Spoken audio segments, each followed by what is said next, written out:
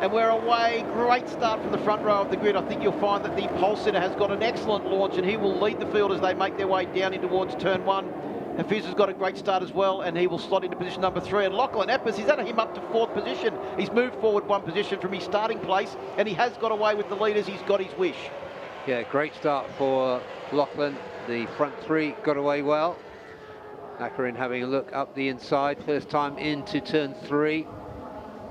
You can see there that Eppes got swamped on the run down into turn 3 for the first time. That top speed disadvantage has hampered him early. He's got to stay well and truly in that mix. I think Cameron Dunker has also got a great start. You can see the Moto Go machine well and truly in that group, right next to Lachlan Eppes as they came out of turn 3. But it is Nakarin that leads them through the complex at turns 4 and 5. Yeah, good work by Nakarin in the early stages. He's longing for his first win. Zakwan is resurgent and looking for his first win in a while. And Hafiz Shirin thinks he should win every race that he goes into. And why wouldn't you? Well, I think didn't he finish off the year in pretty good style last year as well, but doing a good job there to hang on to these very fast Hondas this weekend. They've proven to be so exceptionally fast around this circuit, but it's not all about the top speed. They're fast in a straight line, but it seems to be their corner entry speed that's the thing that was impressing me when I was watching them yesterday. Yeah, the Honda's going really well here. No speed disadvantage to the Ducati whatsoever, nor the BMW. So first lap complete.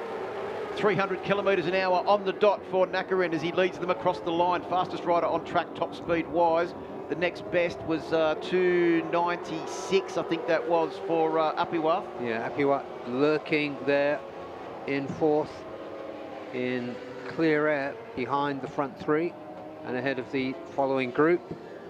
Yeah, the new BMW we know is far. How was that sliding into that corner? Was that Andy Farrad? That was just like he was literally drifting. I think that was Azroy. Kit or Azroy. It was one of them was just like literally drifting into turn 3 as they made their way into that corner. You can also notice the braking ducts well and truly needed at this circuit with the amount of hard braking from high speed. Great shot from the drone there. Yeah, Cameron Dunkers must have had a moment. He's dropped back to the second group, like right at the back of that second group. But it is still Nakarin that leads. Zakwan up into second, just holding place there behind his fellow Honda rider. And Hafiz doing a good job on board the Ducati. And the gap to watch as we complete this lap is going to be the gap back from 3rd to 4th. Last time around it was 1.8 for Apiwa, and he's lapping quickly. And importantly, the gap back from 3rd was 1.3 seconds too. So we'll keep our eye on that if he can actually close that gap down. Yeah, no, it's actually closing. He's closing down, but the gap behind him is blowing out. Now it's 2.1 seconds back to Andy Farrad in 5th position. You can see it's visibly closed down now, hasn't it? The gap between 3rd and 4th. So the new BMW is on a huge charge with Apiwa. Yeah, by the time they get to the end of this lap, he will probably be with this front 3.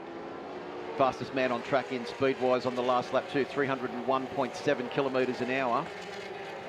Yeah, he certainly found the fast button on his new BMW. Well, that was one of the upgrades that we heard about, was the engine, along with the frame and the electronics have all been upgraded. Yeah, Zakwan eases himself into the lead ahead of Nakarin as they go into turn 5. And now into turn 7. Look how close the BMW is now, Barry, really closing in from behind. Yeah, it's going to be +0 on the lap boards. Aslan Shah's making his way forward as well. He's got ahead of Kito Abe. So the 25 bike is now closed up onto the back of Azroy Hakim's Honda.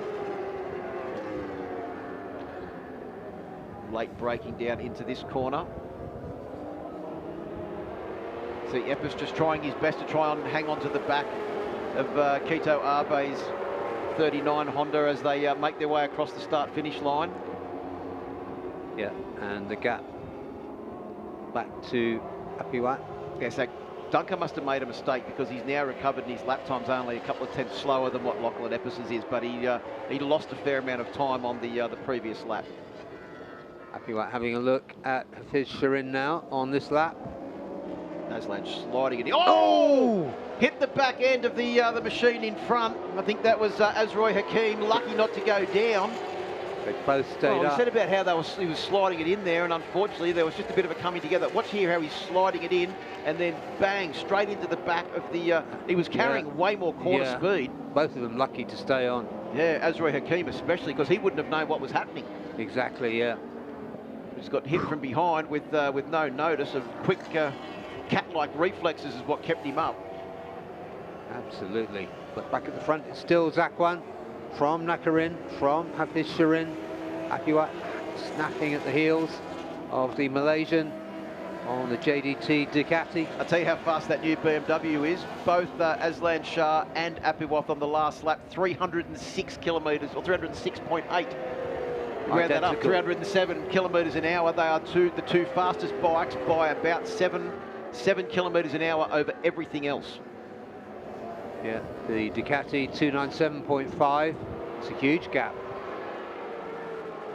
And the Yamahas are the slowest bikes with, they're back around the 280 odd kilometres an hour mark. So a top speed differential of 25 kilometres an hour. Yeah, it does hamper them in this class. And also the only bikes without any aero assistance on them as well. Yeah. Now it looks like a bit of a break from the front two. Yep, Nakarin's trying hard to go with the fellow Honda rider. And I think Hafiz is about to get swallowed up by a rampaging BMW ridden by Apiwat. Yeah, Apiwat doesn't want that gap to open up any further, so he's going to do everything he can to get past Hafiz. He's going to light the afterburners once again as soon as they get anywhere near a straight line. The other thing is you have a look at it, the Ducati virtually has got no screen for Hafiz to actually try and get behind. Look how high the front fairing and screen is on that new BMW. That's got to be assisting with the top speed. Yeah. The Hondas, though, are doing a great job here. Have a look at the front end of those machines, those Showa forks with the blue nitriding on the forks. They look absolutely sensational. Also, yeah, they do. They're beautiful looking bikes. Also running the Nissan brakes as well, which they don't seem to be having any troubles with the Nissan brakes in the heavy braking areas as well. Yeah, in Nakarin's pit there in the top photo with the big boss of Honda Racing Thailand and one of the show technicians. You see Zakwan there really starting to move around as he came down into turn 12, really putting the pressure on. So 5 laps down, 5 laps to go, half race distance is complete. 1:35.96, the fastest lap of the race, just done by Zakwan Zahidi as he pushes on at the front, and that's clearly evident now as that gap has opened up to, I reckon that's probably getting up to about 0.3, 0.4 of a second. Closes up again as they come on the brakes into to turn 3. It does, and I think I just saw Apiwat, I think he got through at turn 3 in the background. Let's see, next time we get a wider shot. Yeah, would have used the top speed advantage down that straight. In fact, I think he's not only got ahead, I think he may have left Hafiz Sirin in his wake. Yeah, you can see there, it's yeah, a couple of bike length gap back to Hafiz, who's trying to stay with the brand new BMW M1000 RR. And now Apiwat's mission, he won't be worrying about what's behind him. He'll be absolutely laser focused on what's in front of him up the road. You can see the bike starting to move around there. You can see how hard he's pushing that BMW. Yeah, let's take a look at the lap times now he's through. Well, this is, if whatever top speed he does on this lap is not going to be with any slipstream assistance either, is it, Barry? Oh, on the brakes, closing up. Nakarin has closed right up onto the back of Zakwan Zahidi's machine. Yeah, Nakarin's very quick in sector 2 on that lap, so he's closing the gap again. Yeah, that's the fastest sector 2 of the race. Yeah, 36.018. Is that the fastest lap? And he was 1/10 of a second faster than than what Zakwan was on the last lap. And the gap back to Apiwat, 2.4 seconds behind Nakarin. Still Zakwan, the only rider to dip into the 35s. It was on lap 5 with a 35.96. Nakarin really putting the pressure on Zakwan now. Well, you can also see Andy Farrad is also starting to charge forward as well, and to keep the difference in lap times between him and Hafiz in our minds as well, as this race starts to get into the second half. And Nakarin's through, so he returns to the lead from Zakwan. He was quick last time around. What can he do now that he's got into the lead? There's his boss. They put him through to Moto 3 right from when he was a kid. So this is a real moment. They know they're looking for their first win for Nakarin. But it's not done yet, and Zakwan is certainly not done yet. It certainly won't be the first win for Zakwan. Absolutely. So here we go across the line. That is 7 laps complete. 3 laps to go. I think you quoted it before, Barry. This is about the start of business time, isn't it? These last 3 laps. It certainly is. The gap back to Apiwat is now 3.5 seconds. Yeah, Apiwat hasn't got the pace to close it down, and he's not getting away from Hafiz either. No, their lap times were pretty much the same on the last lap. You can see, in fact, it's going to be a 4-bike battle very shortly, because closing in from behind is Andy Farrad and also Kito Abe. Yeah, Andy Farrad, as we say, late in the race, although this is a short race. So there's Aslan Shah closing in on Azroy Hakim as well. Still no one's beaten that 306.8 kilometre an hour top speed. There goes Hafiz. Yeah, that was a good move. Yeah, he's got himself past Apiwat. So this battle for the 3rd step of the podium. Just wondering if Apiwat made a mistake on the brakes there, is what has allowed Hafiz to close up. And then now, but look what's closing in from behind. It's Andy Farrad and Kito Abe. They're right with him now. Yeah, I think Apiwat's pace has dropped off. Not just, I don't think it was an error. I think his pace is just coming off a bit. Well, he did a 36.4 on the last lap. Let's have a look and see what his pace is on this lap. Also have a look at the pace of Hafiz as well. And if with 2 laps to go, he's got Andy Farrad behind him, he's got something else he needs to think about. Well, I think he's going to have him behind him. So the pace for Apiwat on the last lap was a 36.4. No, that was pretty much... Oh, actually, no, it was a 37.3. 36.4 was his fastest lap. So a 37.3. And Hafiz was 0.4 of a second faster on the last lap as well. That's why he's been able to get out into that little lead. Yeah, this is a good race from Kito Abe as well. Back there in 6th currently, but with a chance of catching the podium battle. No one's catching these two though, Barry. That's Nakarin and Zakwan Zahidi. Currently with Nakarin, the Thai rider, leading. Yeah, really feels he's due that first win at the start of his 2nd season in this class. Oh, big move coming there. Oh, I thought Zakwan was going up the inside. But Zakwan in a similar kind of position, not having had a win for a long time, and he's come into this season resurgent. He's also riding in World Superbike, so that won't have done any damage to his skills. No, and also his bike fitness and time on the motorcycle and everything as well. Thought he was going to have a get. You could see the front end under immense pressure there. You could see the front end just pattering as he got on the brakes into turn 12. A little rehearsal then. Well, here we go. This is the last lap, 4.5 kilometres to go. Also 4.5 kilometres for Hafiz Sayarun to try and hold out 3 riders that desperately want that last place on the podium, led by Apiwat, Andy Farrad, Izdihar and Kito Abe right behind the 2 of them. But the battle for 1st and 2nd.